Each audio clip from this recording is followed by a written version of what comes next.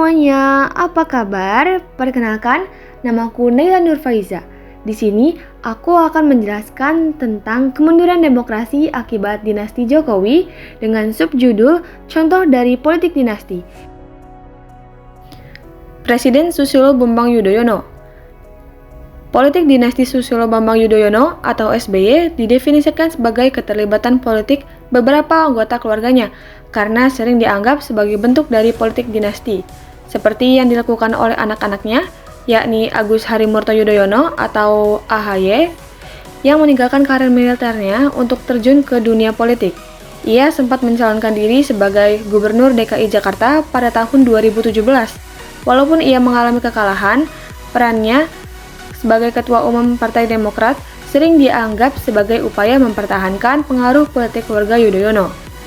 Yang kedua ada Baskoro Yudhoyono atau Ibas, yaitu anak kedua SBY yang juga terjun ke dunia politik dan beberapa kali terpilih sebagai anggota DPR dari Partai Demokrat.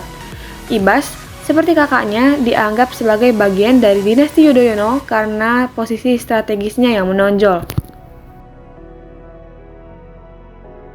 Dan yang terakhir ada Presiden Joko Widodo.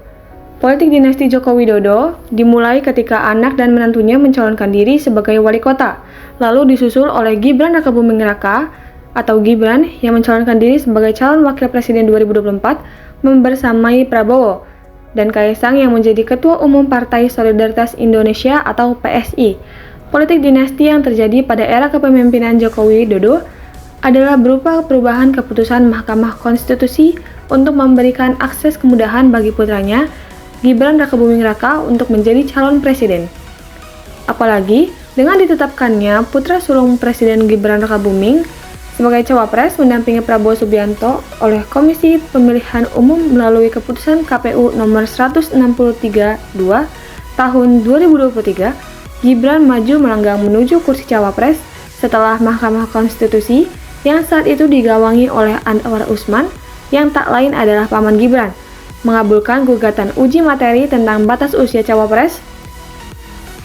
Setelah meloloskan iparnya, Anwar Usman sendiri dipecat sebagai Ketua MK oleh Majelis Kehormatan MK atau MKMK karena terbukti melakukan pelanggaran berat terkait kode etik hakim konstitusi.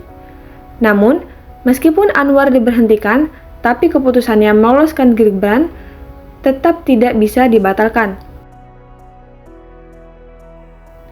Pada kasus ini, Joko Widodo menerapkan politik dinasti yang bentuknya vertical expansion, yakni jaringan keluarga Joko Widodo berada di tingkat pemerintahan yang berbagai.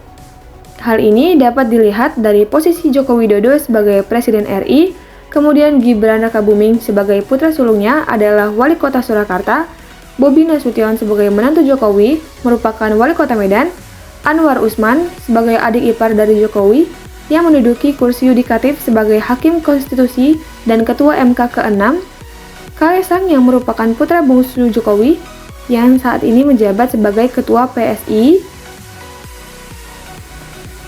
Ada juga Sigit Widiawan, sepupunya, sebagai Komisaris Independen PT Bank Negara Indonesia Persero Tbk, Bagaskara Ihlasula Arif, keponakan, sebagai Manajer Non-Government Relation di PT Pertamina Persero, Joko Priambodo, yang merupakan keponakan, sebagai Direktur Pemasaran dan Operasi PT Patra Logistik atau anak perusahaan Pertamina.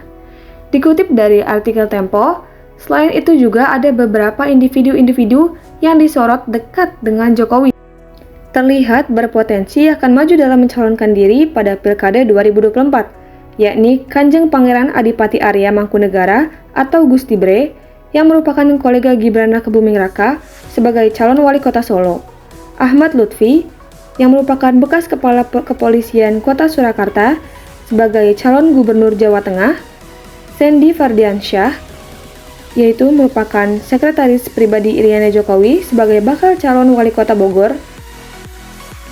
Berdasarkan data tersebut, artinya Joko Widodo menerapkan vertical expansion pada kekuasaannya, di mana relasi kekeluargaan tersebut dapat berpotensi adanya praktik nepotisme dan politik kepentingan, di mana relasi-relasi tersebut menjadi modal sosial yang dimiliki Gibran dalam meningkatkan Nah, sejauh ini dapat disimpulkan bahwa Joko Widodo menjadikan familisme sebagai preferensi politiknya.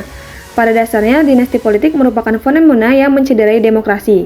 Familisme dijadikan sebagai alat untuk melanggengkan kekuasaan seseorang untuk mempertahankan status sosialnya. Mengingat bahwa dinasti politik telah membatasi potensi demokrasi untuk berkembang dan memberikan peluang terbesar bagi kemajuan dalam berpolitik. Politik dinasti juga dapat dianggap memiliki antitesa dengan demokrasi. Sekian yang bisa saya sampaikan, terima kasih banyak.